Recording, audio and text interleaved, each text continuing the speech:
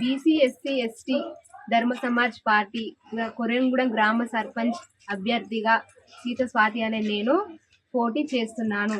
డబ్బుకి మద్యానికి అమ్ముడు పోకుండా ఓటు వేసి గెలిపించగలరని కోరుతున్నాను.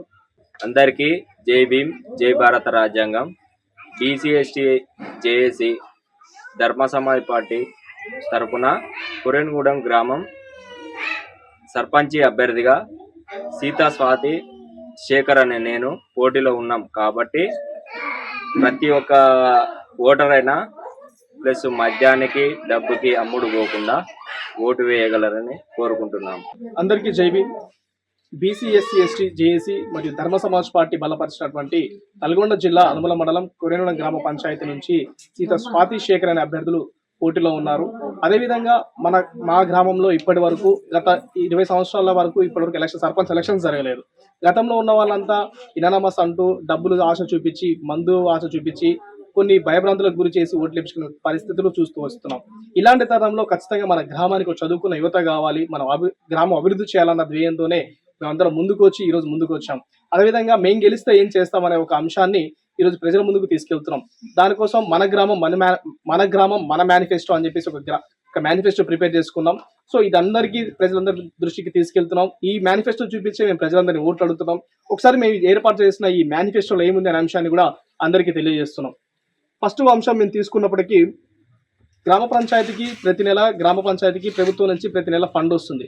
మరి వచ్చిన ఫండ్ ఏం చేస్తున్నారు, ప్రజలకు ఇంత ఫండ్ వచ్చింది, దీన్ని దేనికోసం ఉపయోగిస్తున్నాం, దేనికోసం వినియోగిస్తున్నాం అంటే ఇలాంటి అంశాలు చూపెట్టకుండా వచ్చిన డబ్బుని ఏం చేస్తున్నారో ఎవరికి చెప్పట్లేదు. కాబట్టి మేము గెలిస్తే, సర్పంచ్ అభ్యర్థి మేము గెలిస్తే మొట్టమొదటి పని మేము చేసేది ఖచ్చితంగా గ్రామ పంచాయతీకి వచ్చే ప్రతి ఒక్క ఫండ్ని ప్రజల ముందర చూపిస్తూ, ప్రజలకు వచ్చిన ఫండ్ని ఇంత ఫండ్ వచ్చింది మన గ్రామానికి, ఆ ఫండ్ను మనం ఏ విధంగా ఎందుకు వినియోగించుకోవాలని, దేని గురించి ఎంత అవసరం ఉంది, దేనికి ఎంత అవసరం ఉందని వినియోగించి ఆ ఫండ్ను అందరి ముందు ప్రజల ముందు ప్రకటించి దానికి సంబంధించిన నిర్ణయాలు తీసుకుంటామని చెప్పేసి ముందు మేము మేనిఫెస్టోలో మొదటి అంశాన్ని చేర్చడం జరిగింది.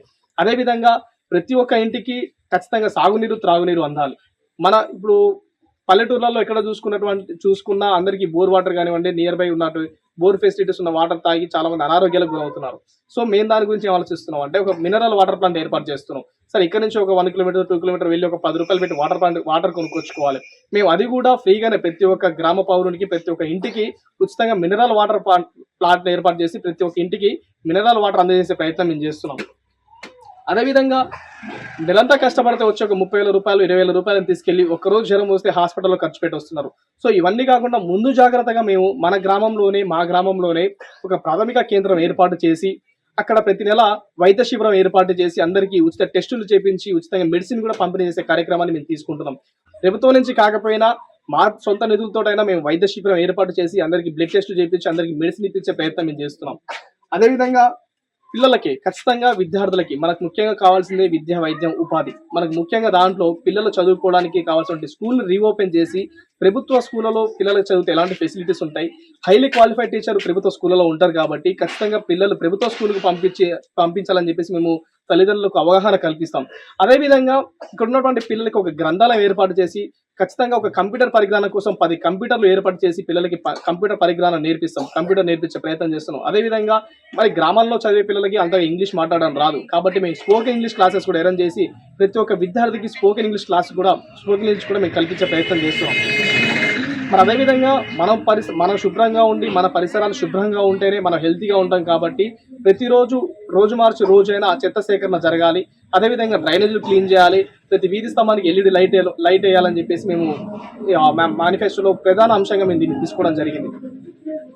అదేవిధంగా మన గ్రామం నుంచి చాలా సందర్భాల్లో మనం చూస్తూ ఉంటాం. అటు గ్రామాల్లో అయ్యుండొచ్చు, మండల ఆఫీసులో అయ్యుండొచ్చు, పోలీస్ స్టేషన్లో అయ్యుండొచ్చు, అనేక తరుణంలో మనం ఇక్కడి నుంచి అక్కడికి వెళ్తే గ్రామ పంచాయతీ నుంచి మొదలు పెడితే మండల ఆఫీసులు, జిల్లా కలెక్టరేట్ ఆఫీసులో కూడా మనకి ఎలాంటి పనులు చేస్తే నిర్లక్ష్యం వహిస్తూ ఉంటారు. సో అలాంటి వాళ్ళకి కూడా మేము ఏం హామీ ఇస్తున్నాం అంటే మీరు మండల ఆఫీస్కి వెళ్ళి మీకు అక్కడ ఏ పని కావాలన్నా మీకు తోడుగా మేము వచ్చి ఖచ్చితంగా ఆ పని అయ్యేంత వరకు మేము మీతో ఉంటామని చెప్పేసి వాళ్ళకి భరోసా కల్పిస్తున్నాం. మరి అదేవిధంగా గ్రామంలో వృద్ధులు చాలా మంది వృద్ధులు పెన్షన్ మీద ఆధారపడి బతుకుతున్న వృద్ధులు ఉన్నారు, ప్రెగ్నెన్సీ ఉమెన్ ఉంటారు, చిన్న పిల్లలు ఉంటారు, స్కూల్కి వెళ్ళే పిల్లలు. స్కూల్కి వెళ్ళాలంటే ఒక ప్రైవేట్ స్కూల్కి వెళ్తున్న పరిస్థితి మనం చూస్తున్నాం. అక్కడికి వెళ్ళి 2,000 3,000 బస్ ఛార్జీలు పెట్టుకొని ప్రైవేట్ స్కూల్ పంపిస్తున్నారు. సో మేమేమంటున్నాం, ఖచ్చితంగా స్కూల్ పిల్లలకి, వృద్ధులకి, ప్రెగ్నెన్సీ ఉమెన్కి కూడా ఉచిత ఆటో సౌకర్యం కల్పిస్తామని చెప్పేసి మేము చెప్తున్నాం. మరి అదేవిధంగా ప్రతి ఒక్కరికి ఇప్పుడు ఒక చిన్న సర్జరీ చేయాలన్నా ఏదైనా చేయాలన్నా ఒక హాస్పిటల్కి పోతే ఏది వచ్చినా కానీ ఒక 50,000 రూపాయలు, ₹1,00,000 వరకు ఖర్చు అవుతూ వస్తుంది. సో అలాంటి తరుణంలో మేము ఏం చేస్తాం, ప్రతి ఒక్కరికి ప్రతి బ్యాంక్ అకౌంట్ ఉన్న ప్రతి ఒక్కరికి హెల్త్ పాలసీ చేపిస్తాం.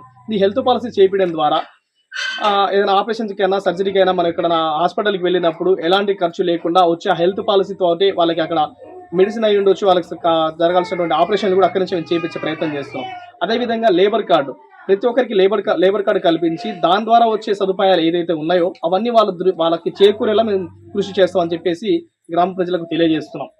మరి అదేవిధంగా మన గ్రామంలో ఒక క్రీడా ప్రాంగణం ఉంది, ఆల్రెడీ క్రీడా ప్రాంగణం ఉంది. ఆ క్రీడా ప్రాంగణం కొద్దిగా డెవలప్మెంట్ చేసి దాంట్లో కొన్ని ఓపెన్ జిమ్కి సంబంధించిన ఎక్విప్మెంట్ కూడా ప్రొవైడ్ చేసి ప్రతి ఒక్కరు పొద్దున లేసి ఎక్సర్సైజ్ చేసుకునే విధంగా, హెల్తీగా ఉండే విధంగా మేము దాన్ని ఏర్పాటు చేస్తున్నాం. మరి అదేవిధంగా ఇప్పటికీ పల్లెటూరులో చూసుకుంటే చాలా ఊళ్ళలో రోడ్లు ఉండవు, సీసీ రోడ్లు ఉండవు, డ్రైనేజ్లు ఉండవు, బ్రిడ్జిలు ఉండవు, చాలా ఇబ్బంది పడుతూ ఉంటారు. సో ఇలాంటి టైంలో కొన్ని బ్రిడ్జిలు, కొన్ని రోడ్లు శాంక్షన్ అయినప్పటికీ కొంతమంది ప్రభుత్వ అధికారుల నిర్లక్ష్యం కావచ్చు, కొంతమంది అవినీతి రాజకీయ వాళ్ళ నిర్లక్ష్యం అయి ఉండొచ్చు, మన అన్నిటి చేకూరడంలో చాలా ఆలస్యం చేస్తుంటారు.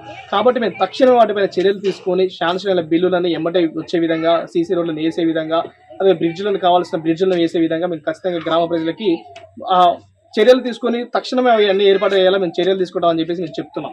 మరి అదేవిధంగా ప్రతి ఒక్కరు బాధ్యతంగా ఉండాలి. ఇప్పుడు 18 సంవత్సరాల నిండిన ప్రతి ఒక్కరికి డ్రైవింగ్ లైసెన్స్ కల్పిస్తున్నాం.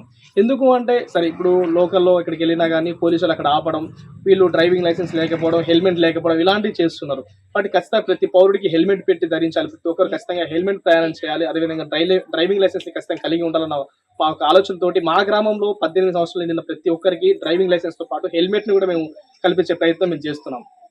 మరి అదేవిధంగా గ్రామ సర్పంచ్కి ఎన్నికైన తర్వాత నుంచి ఉన్న పదవి కాలం 5 సంవత్సరాలు ఎవరైతే సర్పంచ్ అభ్యర్థి ఉంటారో, సర్పంచ్గా ఉంటారో వాళ్ళకి గవర్నమెంట్ నుంచి కొంత శాలరీ వస్తుంది, వేతనం వస్తుంది. అది 5,000 అయి ఉండొచ్చు, 6,000 అయి ఉండొచ్చు, 10,000 అయి ఉండొచ్చు.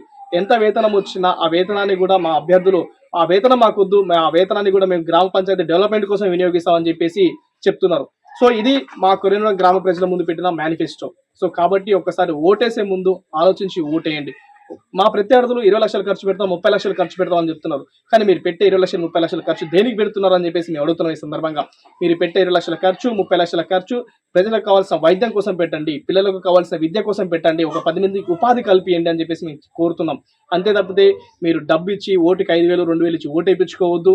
మద్యం పోసి జనాలను ఖరాబ్ చేస్తూ వాళ్ళకు ఓటు అడుక్కునే పరిస్థితి మీరు తీసుకురావద్దు. దయచేసి నిజాయితీగా నిలబడి నిజాయితీగా ఓటేయండి అని చెప్పేసి మేము అందరికీ కోరుకుంటున్నాం. ధర్మ సమాజ్ పార్టీ నుంచి కొరేనూడ గ్రామ సర్పంచ్ అభ్యర్థిగా సీత స్వాతి శేఖర్ గారిని గెలిపించాలని చెప్పి ప్రతి ఒక్కరిని మనస్ఫూర్తిగా కోరుకుంటున్నాం. జై భీమ్, జై భారత రాజ్యాంగం.